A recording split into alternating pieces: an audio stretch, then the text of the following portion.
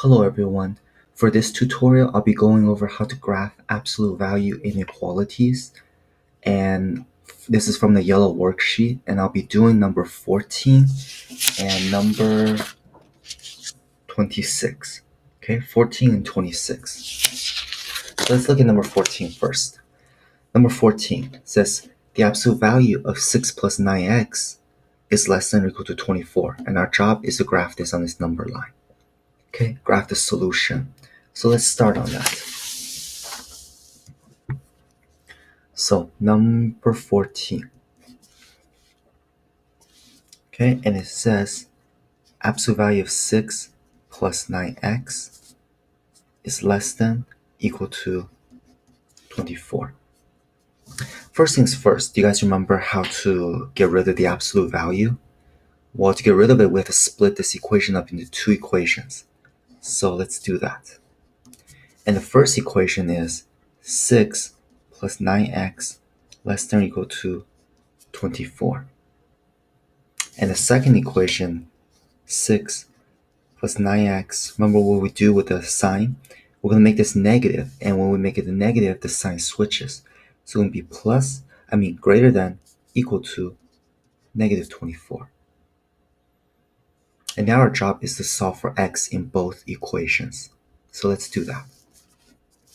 Let's solve for x in the first one. So we have minus 6 on both sides. We have 9x is less than, equal to 24 minus 6, which is 18. Divided by 9, and we have x less than, equal to 2. Okay, let's get to the second equation. Same thing. We're going to solve for x. So minus 6 on both sides. 9x is greater than or equal to negative 24 plus negative 6, negative 30. Divide by 9, x is greater than or equal to negative 30 over 9. Now, is there a way we could reduce 30 over 9? And the answer is we can. What goes into 30 and what goes into 9? 3 times. So let's do that. So this can be, you can think of it as divide by 3. So x is greater than or equal to, what's negative 30 divided by 3? Negative 10 over 3. And how do we write that as a mixed fraction? So this was same thing as negative 3 and 1/3. Because 3 times 3 is 9 plus 1, 10. So 10 over 3. Okay, so we got our two values. X is less than or equal to 2, and x is greater than or equal to negative 3 and 1/3. So now our job is to graph it. So we have our number line. Okay? And let's call 0 here. We're going to call this 0, and we have 2. And what's our other value? Negative 3 and 1/3. So about right here. Negative 3 and 1/3. And because it's less than or equal to sign, remember, if it's less than or equal to sign, what do we know about this 2 here? It's going to be a closed dot. And x is less than this. So x is less than 2. So it's everything on this side. Okay? So now let's look at the other one. X is greater than negative 3 and 1/3. So 3 and 1/3 here, remember the sign tells you it's going to be another closed dot. And x is greater than that. So if it's greater than this number, that means it's everything on this side. And what are the only double shaded intervals? It will just be everything in between. And that is our answer here. Everything between. Okay, so now let's look at number 26. Okay, so we have 9 times the absolute value of 1 plus 8n minus 3 is greater than or equal to 78. Okay, let's start doing that one.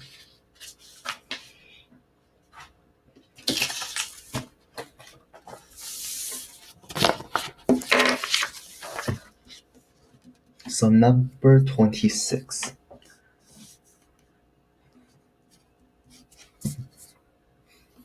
We have 9, absolute value of 1, plus 8n minus 3 is greater than or equal to 78.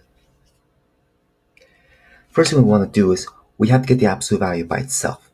We want to get the absolute value by itself. So we have to get rid of this negative 3 and we have to get rid of this 9. So first thing we're going to do is we're going to add 3 to both sides to get rid of this negative 3. So let's do that. So we have 9, absolute value of 1 plus 8n is greater than or equal to 81. Because this thing cancels.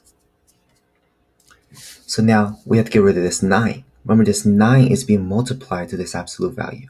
So how do we get rid of this 9? You divide by 9. Divide by 9. Divide by 9. So then we have absolute value of 1 plus 8n is greater than or equal to 9. Now that we got to this part, do you guys remember what to do next? We have to get rid of this absolute value. So how do we do that? We split this into 2 equations. So let's do that. Let's split this into 2 equations. First equation, we're going to rewrite it. 1 plus 8n greater than or equal to 9. And what about the second equation? The second equation is 1 plus 8n. Remember, we're going to make this into negative 9. So we have to switch the sign, which is less than equal to negative 9. And now we solve for n in both equations. So minus 1 on both sides. We have 8n is greater than or equal to 8. If we divide by 8, we get n greater than or equal to 1. Okay, so I'm going to put a little box around this first solution. And now for the second one. Same thing, minus 1 on both sides. So we have 8n is less than or equal to negative 10. And if you divide by 8 on both sides, 8 is less than or equal to negative 10 over 8. Now, can we reduce this somehow? And the answer is yes, we can. What goes into 10 and 8? 2. So let's just divide the top and the bottom by 2. So what is the top then? It just becomes negative 5. And the bottom, we have 4. So n is less than or equal to negative 5 over 4. And what is that as a mixed fraction? It will be negative 1 and 1/4. Because 1 times 4 is 4 plus 1 is 5. So we have 5 over 4. So our second one is going to be n is less than or equal to negative 1 and 1/4. So let's circle that one as well. So now we have our 2 equations, okay? Our 2 inequalities, if I should say. So our job now is to graph both of them on the same number line. So let's do that.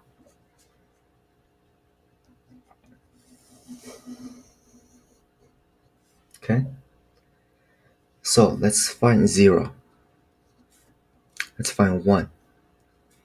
And let's call this negative 1 and 1/4.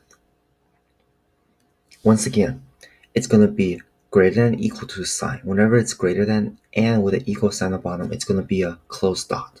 So at the 1, we're going to have a closed dot.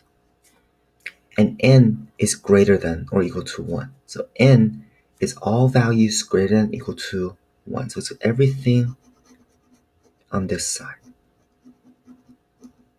So we have the arrow to point that it goes out there indefinitely. And then n is less than or equal to negative 1 and 1/4.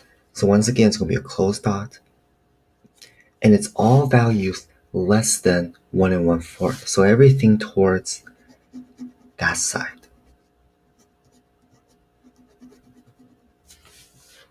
And that is our answer. This will be our graph. Okay? So once again, if you have any questions, please let me know tomorrow, and have a good night.